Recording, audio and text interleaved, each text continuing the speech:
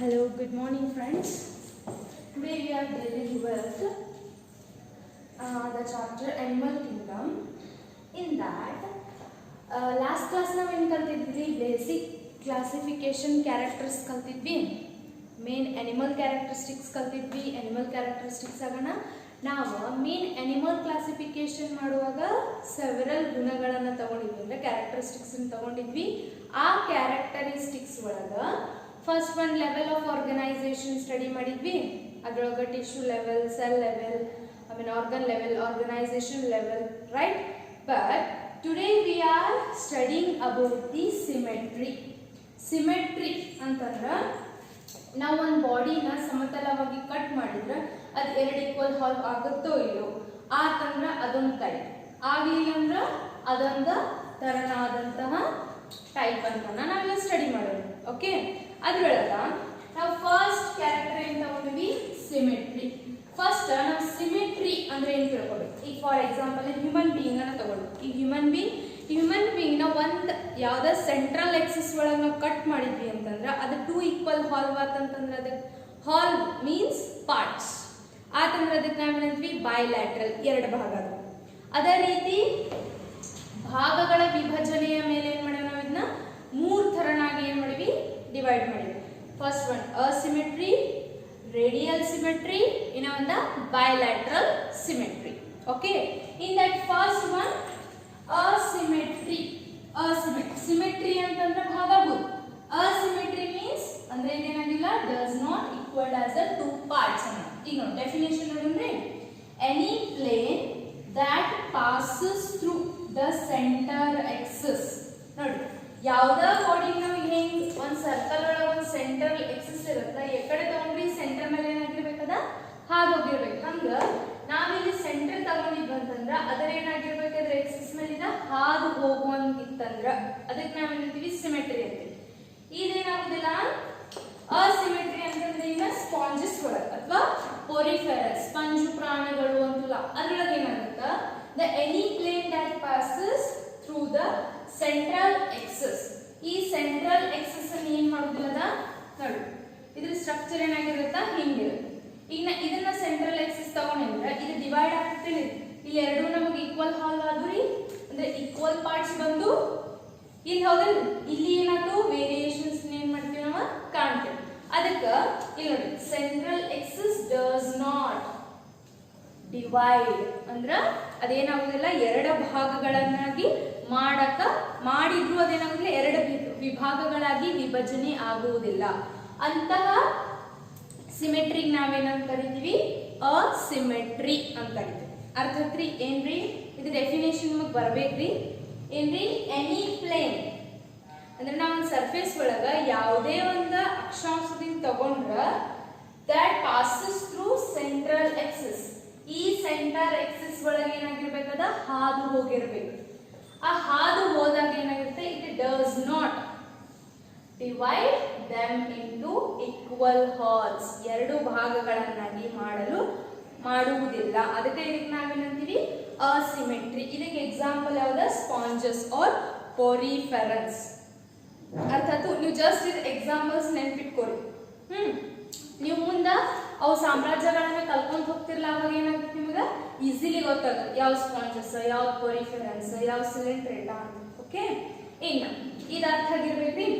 ನಿಮಗೆ ಏನಾದ್ರು ತಿಳಿಲಿಲ್ಲ ಅಂತಂದ್ರು ಕಮೆಂಟ್ ಮಾಡ್ರಿ, ನಾ ಅದಕ್ಕೆ ರಿಪ್ಲೈ ಮಾಡ್ತೇನೆ. ಓಕೆ, ನೆಕ್ಸ್ಟ್ ನೋಡಿ, next type of the radial symmetry. Radial symmetry ಅಂತಂದ್ರೇನ? ರೇಡಿಯಲ್ ನಿಮಗೆ ಗೊತ್ತಲ್ಲ, ರೇಡಿಯಸ್ ಅಂದ್ರೇನ? ತ್ರಿಜ್ಯ.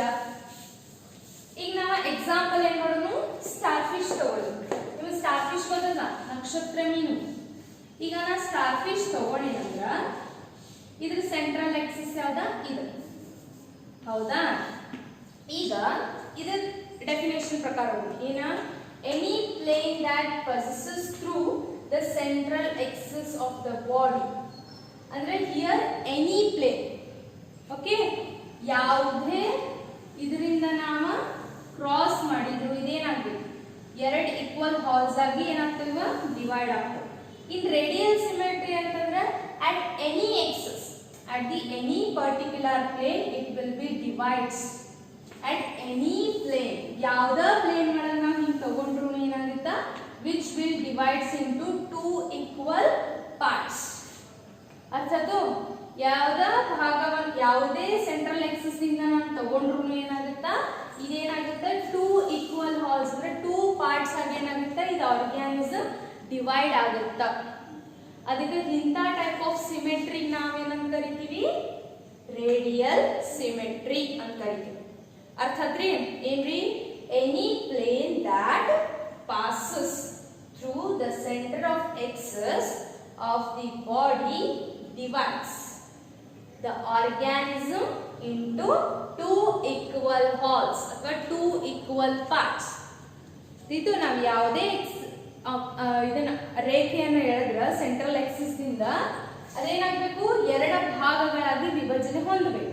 ಆ ಎರಡು ಭಾಗಗಳಾಗಿ ವಿಭಜನೆ ಹೊಂದಿದ್ದು ಅಂತಂದ್ರೆ ಅದೇ ಎನಿ ಪ್ಲೇನ್ ಆಫ್ ಆಕ್ಸಿಸ್ ಯಾವ್ದ ಪ್ಲೇನ್ ಆಫ್ ಆಕ್ಸಿಸ್ ಇಂದ ತಗೊಂಡ್ರು ಏನಾಗಬೇಕದ ಟೂ ಈಕ್ವಲ್ ಪಾರ್ಟ್ಸ್ ಆಗಿ ಯಾಕಂದ್ರೆ ಅದಕ್ಕೆ ನಾವೇನಂತೀವಿ ರೇಡಿಯಲ್ ಸಿಮೆಟ್ರಿ. ಅರ್ಥ ಆತ್ರಿ? ಇದಕ್ಕೆ ಎಕ್ಸಾಂಪಲ್ ಯಾವ ಸಿಲೆಂಟ್ರೇಟಾ ಟೀನೋಪೋರಾ. ನೆಕ್ಸ್ಟ್ ಇದ್ರೊಳಗೆ ಸಿ ಸೈಲೆಂಟ್ ಆಗ್ತೈತಿ ಅದಕ್ಕೆ ಟೀನೋಪೋರಾ ಅಂತಾರ.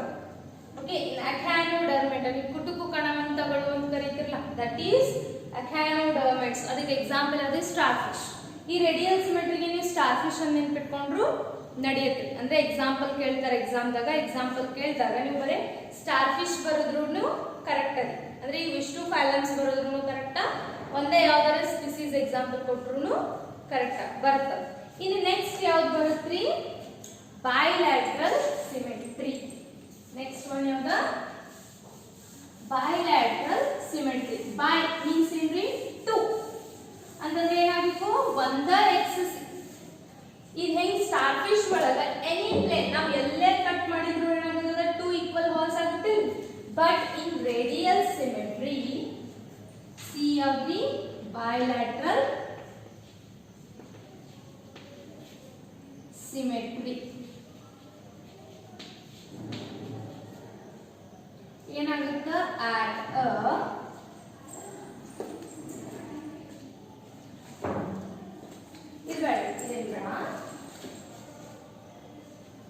body can divide into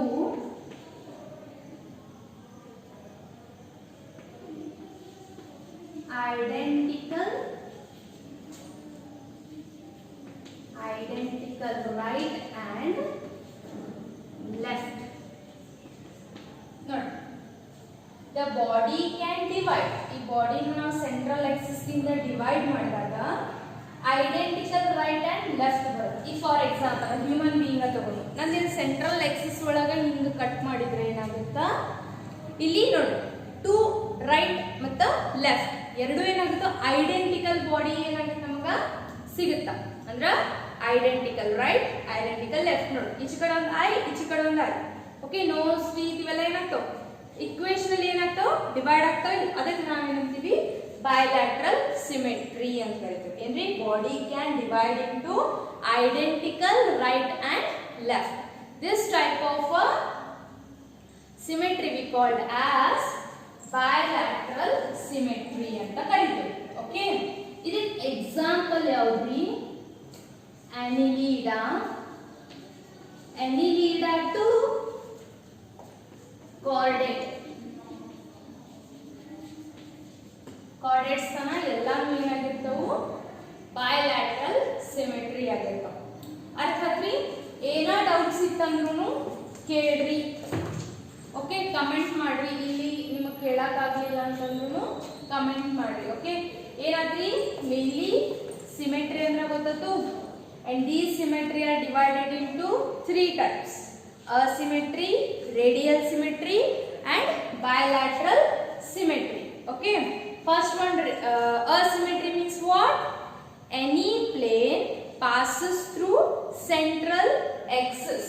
ಯಾವುದೇ central axis ನ pass ಆದ್ರೂ ಏನಾಗುತ್ತೆ it does not divide into two equal parts or two equal halves. That is called as asymmetry.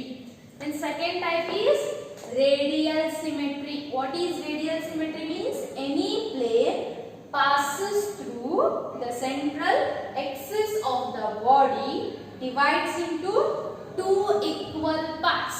That type of symmetry we called as radial. ಅಂತಂದ್ರೆ ತ್ರಿಜ್ಯದ ಹೌದಿಲ್ಲ, ನಾವು ಯಾವ್ದೋ ಭಾಗದಿಂದ ಇದನ್ನ ಮಾಡಿದ್ರೆ ನಮ್ಗೆ ಏನಾಗುತ್ತೆ?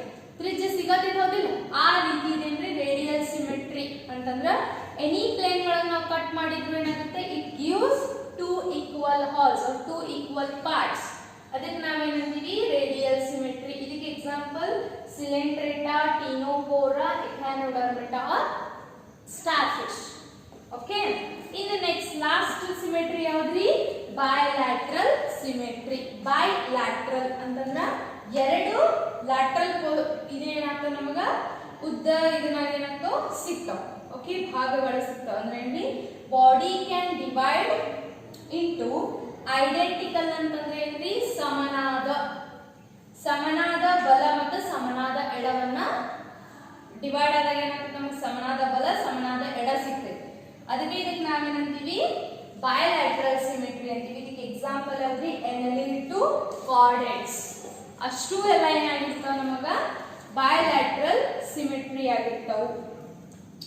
ಇದು ಅರ್ಥ ಆಗ್ತೈತಿ. ಇನ್ನ ನೆಕ್ಸ್ಟ್ ಯಾವ್ದು ಹೇಳಿದ್ರಿ?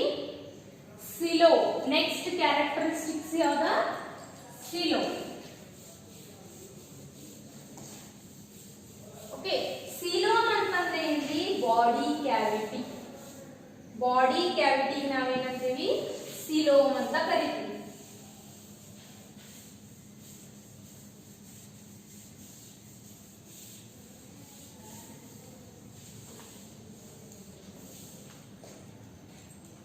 ಸಿಲೋಮ ನೆಕ್ಸ್ಟ್ ಕಲಿಯೋನು. ಈಗ ಅಂತ ಬಾಡಿ ವಾಲ್ ಕಲಿಯೋದು. ಓಕೆ, ಸಿಮೆಟ್ರಿ ಆದ್ಮೇಲೆ ಯಾವ ಕ್ಯಾರೆಕ್ಟರ್ ಟೆಕ್ಸ್ಟ್ ಬುಕ್ ಒಳಗೆ ಪ್ರಕಾರ ಯಾವ್ದೈತ್ರಿ? Body wall. ಬಾಡಿ ವಾಲ್ ಅಂತಂದ್ರೆ ಏನ? ಈಗ ನೋಡಿ, ನಮ್ಮ ದೇಹದ ಇದೇನ್ ಚರ್ಮ ಇರ್ತದಲ್ಲ, ಇದೇನಾಗಿರ್ತೈತಿ? 3 ಪದರದಿಂದ ಏನಾಗಿರ್ತೈತಿ ಅಂತ ಆವೃತವಾಗಿರ್ತೈತಿ. ಎದ್ರಿ? ಹೊರಧರ್ಮ, ಒಳಧರ್ಮ, ಆಮೇಲೆ ಮಧ್ಯಧರ್ಮ ಅಂತ ಕರಿತಿರಲ್ಲ, 3 ಇರ್ತಾವ. ಎಪಿಡರ್ಮಿಸ್, ಇಲ್ಲಿ ಏನಂತೀವಿ ನಾವು? Ectoderm, endoderm, mesoderm. ಅಂದ್ರ ಹೊರಗಿನ ಕವಚಕ್ಕೆ ನಾವು ಎಕ್ಟೋಡರ್ಮ್ ಅಂತೀವಿ, ಒಳಗಿನ ಕವಚಕ್ಕೆ ಎಂಡೋಡರ್ಮ್ ಅಂತೀವಿ, ಮಿಡಲ್ ಇರ್ತದಲ್ಲ ಅದಕ್ಕೆ ನಾವೇನಂತೀವಿ? ಮೀಸೋಡರ್ಮ್ ಅಂತೀವಿ. ಇದಕ್ಕೆ ನಾವೇನಂತ ಕರಿತೀವಿ? ಎಂಬ್ರಿಯಾನಿಕ್ ಲೇಯರ್ ಅಂತ ಕರಿತೀವಿ. ಎಂಬ್ರಿಯಾನಿಕ್ ಲೇಯರ್ ಅಂತ ಯಾಕೆ ಕರಿತೀವಿ ಅಂತಂದ್ರ, ಯಾವಾಗ ಝೈಗೋಟ್ ಇದ್ದದ ಎಂಬ್ರಿಯೋ ಡೆವಲಪ್ ಆಗುತ್ತಲ್ಲ, ಎಂಬ್ರಿಯೋ ಆದ್ಮೇಲೆ ಏನಾಗುತ್ತ? ಭ್ರೂಣ ಆಗುತ್ತಲ್ಲ, ಆ ಭ್ರೂಣ ಹಂಗ ಬೆಳವಣಿಗೆ ಹೊಂದಿದಾದ್ಮೇಲೆ ಏನಾಗುತ್ತ? ಆ ಭ್ರೂಣಕ್ಕ ಹೊರಗೆ ಏನಾಗ್ತಾವ? ಪದರಗಳು ಅಂದ್ರ ಬಾಡಿ ವಾಲ್ಸ್. ದೇಹದ ಹೊರಧರ್ಮ ಅಂತಿರಲ್ಲ, ಸ್ಕಿನ್, ಆ ವಾಲ್ಗಳಾಗ ಏನಾಗ್ತಾವ? ಫಾರ್ಮ್ ಆಗ್ತಾವ. ಈ ಬಾಡಿ ವಾಲ್ಸ್ ಏನಾಗ್ಯಾವ್ರಿ? ಸೆವೆರಲ್ ಆರ್ಗ್ಯಾನಿಸಮ್ ಅಂದ್ರೆ ಸೆವೆರಲ್ ಅನಿಮಲ್ಸ್ ಒಳಗೆ ಏನಾಗಿರ್ತಾವ? ಬೇರೆ ಬೇರೆ ತರನಾದಂತ ಲೇಯರ್ಸ್ ಗಳು ಇರ್ತಾವ. ಅಂದ್ರೆ ಇದು ಒಂದು ಕ್ಯಾರೆಕ್ಟರ್ ಹೌದಿಲ್ರಿ? ಈಗ ನೋಡಿ, ಸಿಮೆಟ್ರಿ ಒಳಗ ಅಸಿಮೆಟ್ರಿ ಇದ್ದದ ಒಂದು ಗ್ರೂಪ್ ಮಾಡಿದ್ವಿ, ರೇಡಿಯಲ್ ಸಿಮೆಟ್ರಿ ಇದ್ದದ ಒಂದು ಗ್ರೂಪ್ ಮಾಡಿದ್ವಿ, ಆಮೇಲೆ ಬೈಲ್ಯಾಟ್ರಲ್ ಸಿಮೆಟ್ರಿ ಇದ್ದದ ಏನ್ ಮಾಡಿದ್ವಿ? ಒಂದು ಗ್ರೂಪ್ ಆಗಿ ವಿಭಜನೆ ಮಾಡಿದ್ವಿ. ನಾವು ಮೇನ್ ಏನ್ ಕಲಕತ್ತೀವಿ? ಬೇಸಿಕ್ ಕ್ಲಾಸಿಫಿಕೇಶನ್ ಆಫ್ ಕ್ಯಾರೆಕ್ಟರಿಸ್ಟಿಕ್ಸ್ ಕಲತ್ತೀವಿ. ಅಂತಂದ್ರೆ ನಾವು basic classification of animal kingdom ನ ಯಾವ ಗುಣಗಳ ಆಧಾರದ ಮೇಲೆ ಡಿವೈಡ್ ಮಾಡ್ಯಾವಂತ ಕಲತ್ತೀವಿ. ಅದ್ರೊಳಗ ಈ ಬಾಡಿ ವಾಲ್ ಅನ್ನು ಒಂದು. ಇದ್ರೊಳಗೆ ಏನ್ ಬರ್ತಾವ್ರಿ? 2 ಟೈಪ್ಸ್ ಆಫ್ ಬಾಡಿ ವಾಲ್ಸ್ ಬರ್ತಾವ. ಏನ್ರಿ? First one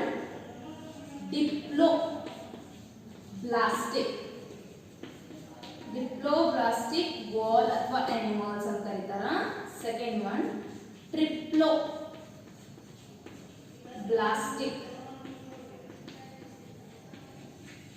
First one, body wall means what? The organism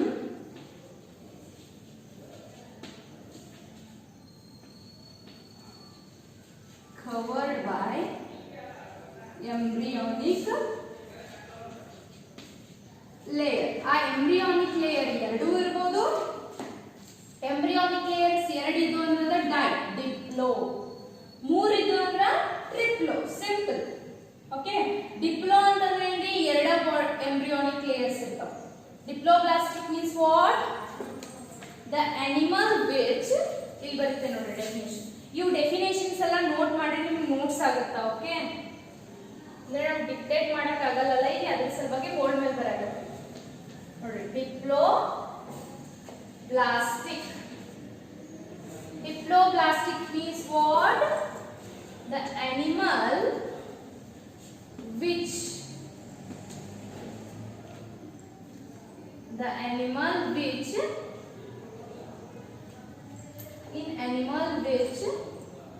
embryonic अथवा animal which covered by outer ectoderm and inner endoderm.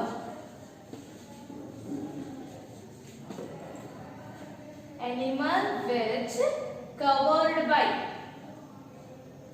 okay, अथवा animal which covered by embryonic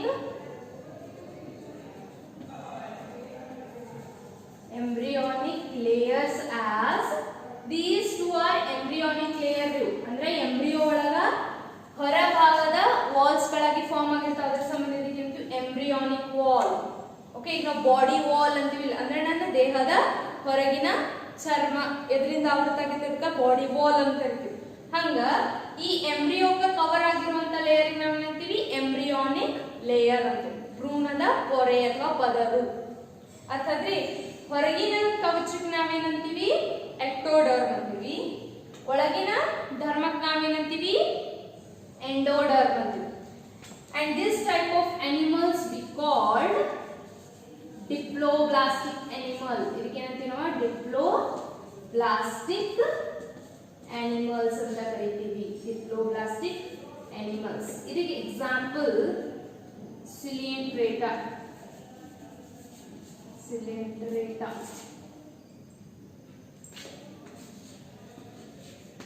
Coelenterates. Okay. In next, idarthatri diploblastic means animals which covered by embryonic layers as outer ectoderm and inner endoderm. But here between ectoderm and endoderm, between ectoderm and endoderm ಒಂದು ಜಿಲಾಟಿನಸ್ ಅಂದ್ರೆ ಲೋಳೆಯಾದಂತ ಒಂದು ಏನಾಗಿರ್ತೈತಿ? ಪದರ ಇರ್ತೈತಿ. ಆ ಪದರಕ್ಕೆ ಏನಂತೀವಿ? ಮೀಸೋಗ್ಲಿಯಾ ಅಂತ ಕರಿತೀವಿ. ಮೀಸೋಗ್ಲಿಯಾ ಅಂತ ಏನ್ ಮಾಡ್ತೀವಿ? ಕರಿತೀವಿ. ಇದು ಡಯಾಗ್ರಾಮ್ ವೈಸ್ ನಾನು ಹೇಳ್ಕೊಡ್ತೀನಿ ನಿಮಗೆ ಹೆಂಗಂತ. ಹೌದ್ರು? ಮೀಸೋಜೆಲ್ಲಾ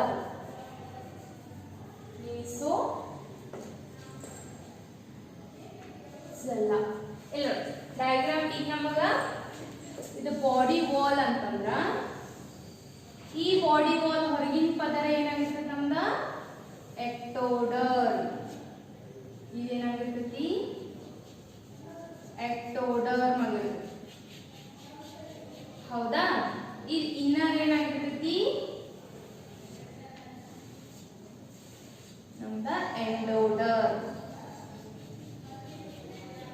ಈ ನಡುವಿನ ಏನು ನಮಗೆ ಕಾಣಿಸ್ತಿಲ್ಲ ಜಿಲಾಟಿನ್ ಸಬ್ಸ್ಟೆನ್ಸ್, ಇದಕ್ಕೆ ನಾವು ಏನಂತೀವಿ? ಮೀಸೋಜೆಲ್ಲಾ ಅಂತ ಕರಿತೀವಿ. ಮೀಸೋಜೆಲ್ಲಾ. ಓಕೆ, ಇದೇನ್ರಿ? ಎಕ್ಟೋಡರ್ಮ್. Second one endoderm. ಇದರ ಎಕ್ಟೋಡರ್ಮ್ ಎಂಡೋಡರ್ಮ್ ನಡಕ್ಕೆ ಏನಿತ್ತಲ್ಲ ಇದೇನು ಸಬ್ಸ್ಟೆನ್ಸ್ ಕಾಣತ್ತಿಲ್ಲ ನಮ್ಗೆ? ಜಿಲಾಟಿನಸ್ ಸಬ್ಸ್ಟೆನ್ಸ್ ಅಂದ್ರೆ ಲೋಳೆಯಾದಂತ ಪದರ. ಅದಕ್ಕೆ ನಾವೇನಂತ ಕರಿತೀವಿ? ಮೀಸೋಜೆಲ್ಲಾ. ಇದನ್ನ ನಿಮ್ಗೆ 1 ಮಾರ್ಕಿಗೆ ಕ್ವಶನ್ಸ್ ಕೇಳ್ತಾರೆ. ಓಕೆ, ಅದನ್ನ ಮೀಸೋಜೆಲ್ಲಾ. ವಾಟ್ ಈಸ್ ಮೀಸೋಜೆಲ್ಲಾ ಅಂತಂದ್ರೆ ಏನ್ ಕರಿತೀವಿ? The mesoglea is a layer which is present between outer ectoderm and inner endoderm in diploblastic animals. Simple. ಇದಿಷ್ಟು ಬರೆದ್ರೆ ಏನಾಗ್ತದೆ ನಮ್ಗೆ? ಮೀಸೋಜೆಲ್ಲಾ ಅಂತಂದ್ರೆ ಏನಂತ ಗೊತ್ತಾಗುತ್ತೆ. ಈಗ ಏನಾದ್ರಿ? ಈಗ ಡಿಪ್ಲೋಬ್ಲಾಸ್ಟಿಕ್. ಹಂಗ ನೀವು ಡಿಪ್ಲೋಬ್ಲಾಸ್ಟಿಕ್ ಏನ್ ಮಾಡ್ಬೋದು? ಡೆಫಿನೇಷನ್ ಮಾಡ್ಬೋದು. ಹೆಂಗ್ರಿ? The animal in which the body is covered up by the embryonic layer as outer ectoderm, inner endoderm and middle layer ಆಗಿರೋದ್ರಲ್ಲಿ mesoderm ಇರುತ್ತೆ. 3 ಲೇಯರ್ ಆಗಿದೆ. ectoderm, endoderm, middle, mesoderm. That type of animals we called as triploblastic animals. ಅಲ್ಲಿ definition ಬರೀತೇವೆ ನೋಡಿ. ಇಲ್ಲೇ ಬರೀತೇವೆ.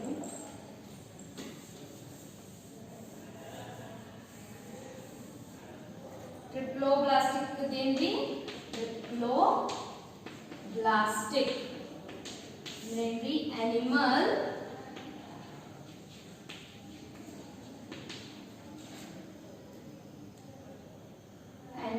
which covered by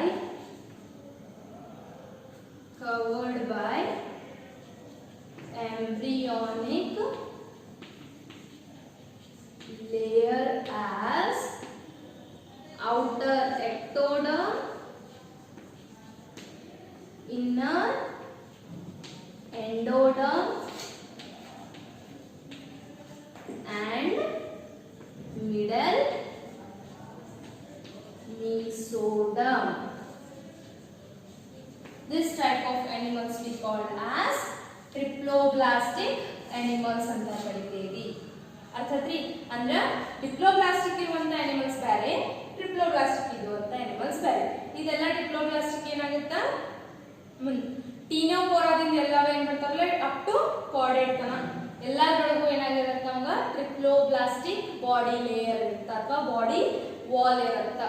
ಅರ್ಥಾತ್ರಿ ಇವತ್ತಿಗೆ ಇಷ್ಟು ಸಾಕು. ನಾಳೆ ಏನ್ ಮಾಡ್ತೀನಿ ಸಿಲೋಮ್ ಮತ್ತು ಸೆಗ್ಮೆಂಟೇಷನ್ ಹೇಳ್ತೇನೆ. ಇವತ್ತು ಏನೇನು ಕಲ್ತ್ರೆ ಹೇಳ್ರಿ? ಸಿಮೆಟ್ರಿ ಭಾಗಗಳು ಅದ್ರ ಮೇಲೆ ಆಧಾರದ ಮೇಲೆ ಮಾಡೋರು ಭಾಗ ಸೆಂಟ್ರಲ್ ಆಕ್ಸಿಸ್ ಒಳಗ 2 ಭಾಗಗಳನ್ನಾಗಿ ಮಾಡುತ್ತೋ ಇಲ್ಲೋ ಅದರ ಆಧಾರದ ಮೇಲೆ ಏನ್ ಮಾಡಿದ್ವಿ? ಸಿಮೆಟ್ರಿ ಮಾಡಿದ್ವಿ. ಅದ್ರೊಳಗ 3 types: symmetry, radial symmetry, bilateral symmetry. Okay, ಅದಾದ್ಮೇಲೆ ಏನ್ ಮಾಡಿದ್ವಿ? ಬಾಡಿ ವಾಲ್ ಕಲ್ತ್ವಿ. ಅಂತಂದ್ರ body embryonic layer, the body which the animal consists the embryonic layers as ectoderm, endoderm, mesoderm. Okay, in that the first one is diploblastic.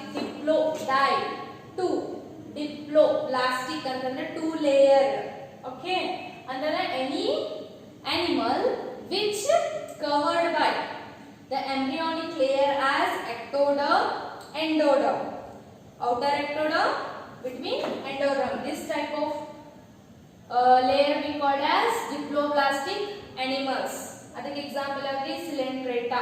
Okay, ಇನ್ನು next ಯಾವ್ದು ಬರುತ್ತಾ? ಮತ್ತೆ ಇನ್ನೊಂದು ಈ ಸ್ಪಾಂಜಸ್ ಒಳಗ ಮೇನ್ ಲೇಯರ್ಸ್ ಅನ್ನ ಇರುತ್ತಲ್ಲ ಅದ್ರೊಳಗೆ ಇನ್ನೊಂದು ಬೇರೆ ಬರ್ತಾವ. ಪಿನೋಸೈಟ್ಸ್ ಅಂತ ಸೆಲ್ಸ್ ಇರ್ತಾವ.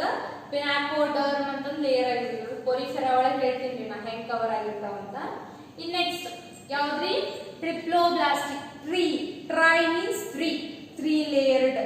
Outer ectoderm, inner endoderm, middle mesoderm. ಇದೇ ಮಿಸೋಗ್ಲಿಯಾ, ಮಿಸೋಜೆಲ್ಲ ಇರುತ್ತೆ. ಇಲ್ಲೇ ಏನಾಗಿರುತ್ತೆ ನಮ್ದ ಮೇನ್ ಮೀಸೋಡರ್ಮ್ ಏನಾಗಿರುತ್ತೆ ಈಗ ಕವರ್ ಆಗಿರುತ್ತ.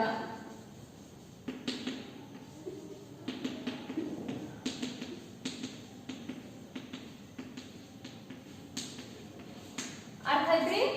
ಓಕೆ, ಟುಡೇ ಕ್ಲಾಸ್ ಇಲ್ಲಿಗೆ ಮುಗಿಸ್ರಿ.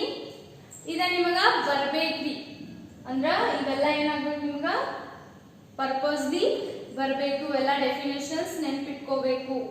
ಒಂದ್ಸಲ ನೀವು ಒಮ್ಮೆ ಕನ್ನಡ ನಿಮಗೆ ಸ್ವಲ್ಪ ಪ್ರಾಬ್ಲಮ್ ಆಗುತ್ತ್ರಿ. 1-2 ಸಲ ಪ್ರಾಕ್ಟೀಸ್ ಮಾಡ್ರಿ, ಬರ್ತಾವ ಏನೆಲ್ಲ. If you have any doubts please comment and ask me questions. Okay, in next ನಿಮ್ ಕಡೆ ಟೆಕ್ಸ್ಟ್ ಬುಕ್ಸ್ ಇರ್ಲಿಲ್ಲ ಅಂತಂದ್ರ ನೀವು ತಗೊಳ್ಳಬಹುದು.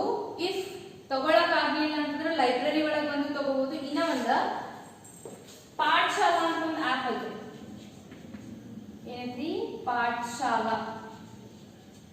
ಈ ಪಾಠಶಾಲಾ ಆಪ್ ಒಳಗ ಎಲ್ಲಾ ರೀತಿ NCERT ಬುಕ್ಸ್ ಸಿಗ್ತಾವ. ಓಕೆ, ಅದನ್ನ ಏನ್ ಮಾಡ್ರಿ, ಡೌನ್ಲೋಡ್ ಮಾಡ್ಕೋರಿ. ಅದ್ರೊಳಗ NCERT ಬುಕ್ ಬಯಾಲಜಿನ ಡೌನ್ಲೋಡ್, ಎನಿ ಸಬ್ಜೆಕ್ಟ್ ಯಾವ್ದು ಬೇಕಾ ಸಿಗ್ತದೆ. ಓಕೆ, ಅದನ್ನ ಡೌನ್ಲೋಡ್ ಮಾಡ್ಕೋರಿ. ಚಾಪ್ಟರ್ ವೈಸ್ ಏನ್ ಮಾಡ್ರಿ ರಿವಿಷನ್ ಮಾಡ್ಕೊಂತ ಹೋಗ್ರಿ. Okay, thank you.